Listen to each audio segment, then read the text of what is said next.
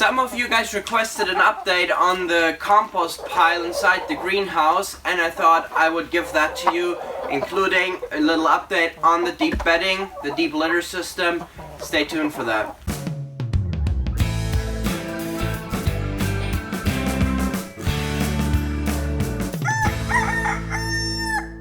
For those of you who don't know and who joined our channel recently, who are interested in this and you haven't caught up on the videos yet, this compost pile inside the greenhouse I did as a test to see how much heat it would produce, if it would help to keep the temperature up a little bit more inside of the greenhouse, and also to see if it would generate some additional feed for the chickens. That's free, obviously. There are those people who feed their chickens on only compost, and that's something I really want to try to do in the springtime especially. This I did as a little test. Check out the other videos where you get the whole series of this.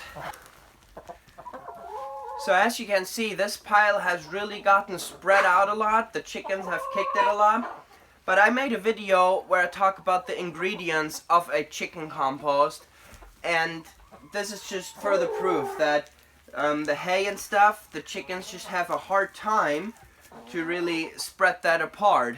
Hay and straw and stuff like that really packs together. It's harder for the chickens to kick it apart. The wood chips work really great. But let me turn this pile, see what's inside of it. I've turned it a few more times that I haven't captured on video, so you guys have been out of the loop on this a little bit. But let me turn it and see what's inside, how it has composted. Last time I checked, the hay was actually a bit dry. I watered it. I might need to add some more nitrogen because the hay didn't compost so well.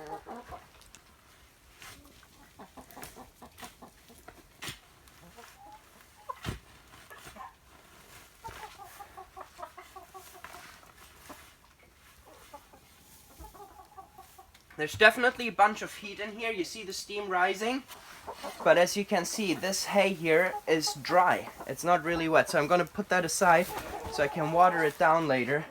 But the pile is definitely still generating a bunch of heat, as you can see here. Look at this. And I have noticed a difference in the greenhouse that I usually have 4 or 5 degrees warmer inside the greenhouse than I have outside. And I do not have a double layer of plastic on the tunnel. And I have actually a couple big holes in the plastic where predators had tried to break in before I put an electric fence around. So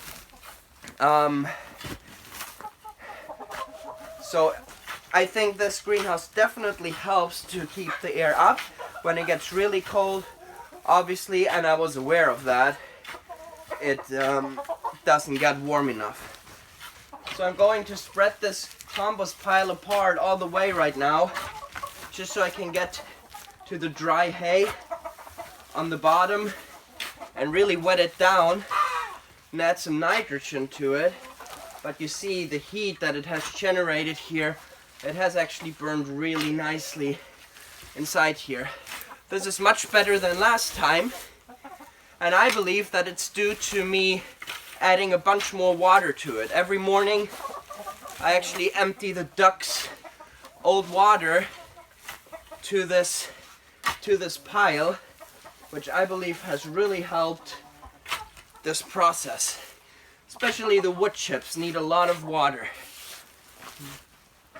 The last times I've just really piled up what the chickens spread out, and this time I really want to get deep into the middle of the pile to aerate it.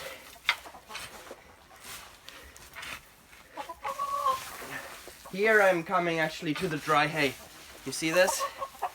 Now this I'm gonna really wet down now.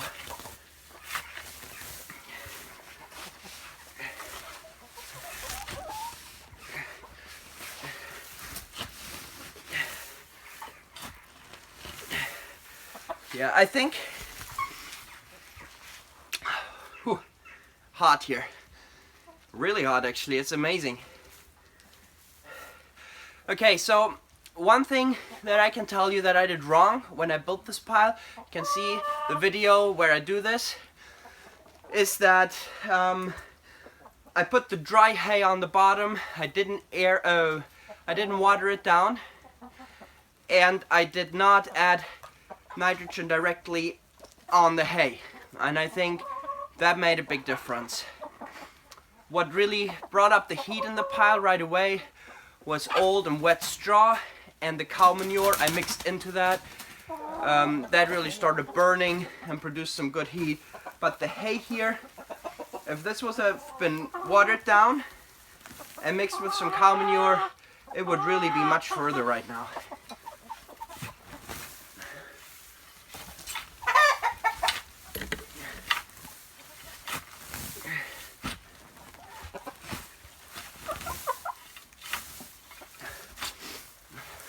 You can really build a compost pile with any organic matter. Everything on the planet burns and turns back to soil, all organic matter. And it's really important to get the right amount of water in there. And it's important to have the right carbon nitrogen ratio, which I think is about 1 to 25 or 1 to 30. So 1 part nitrogen on 30 parts carbon.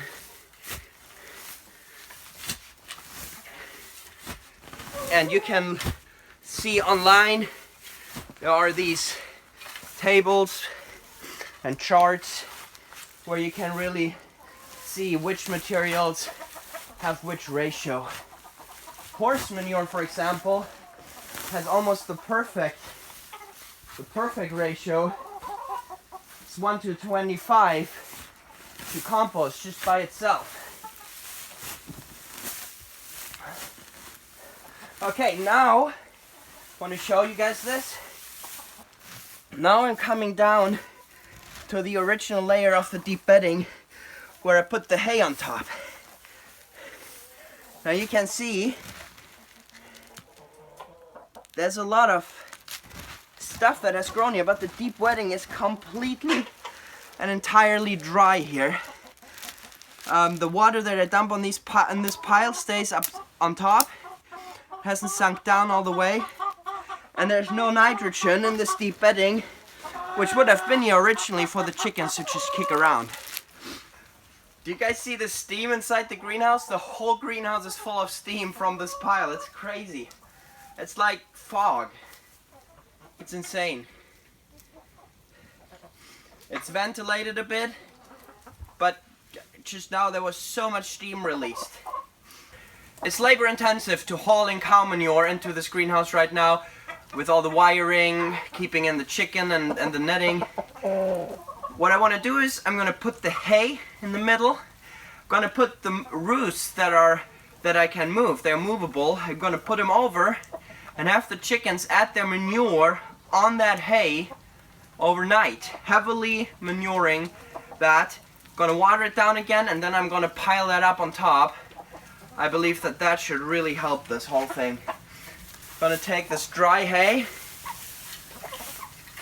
and I'm going to add that here in the middle.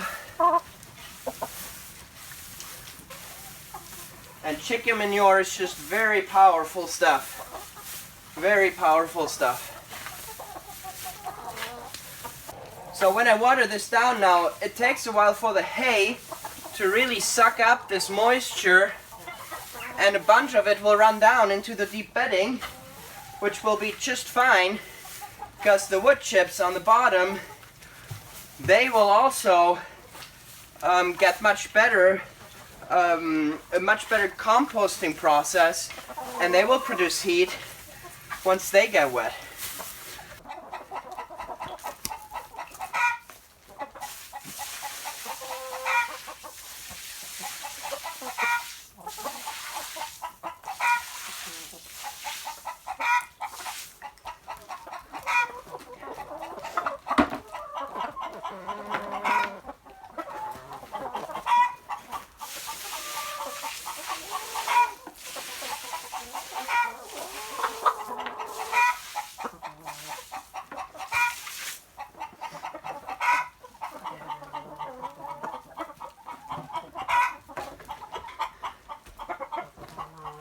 Got a little bit of manure from the ducks. Gonna spread that over here as well.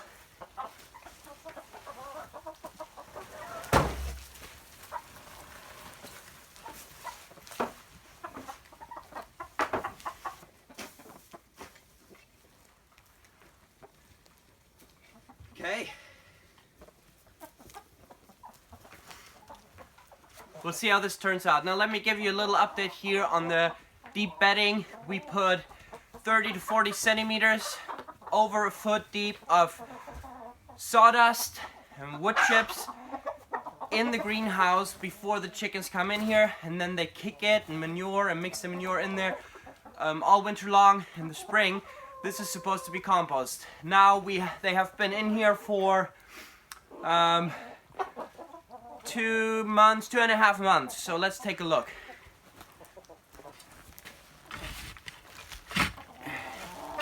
Here you can see on the bottom, they haven't reached that yet. There's still a lot of wood chips that look very fresh, but they're definitely working on it.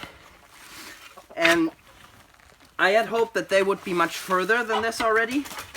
And the reason why they're not is because right now there's just about 60 of my chickens in here, and this could really fit 300. And they are not adding enough manure for this to go very quickly. I'm gonna buy a couple small piglets, about 50-60 pounds. They're gonna run around in here with the chickens. Will take a while for them to get used to each other, but then the little pigs will help to turn and dig in this deep bedding. But if you see here, it is definitely becoming more soilish, not just these raw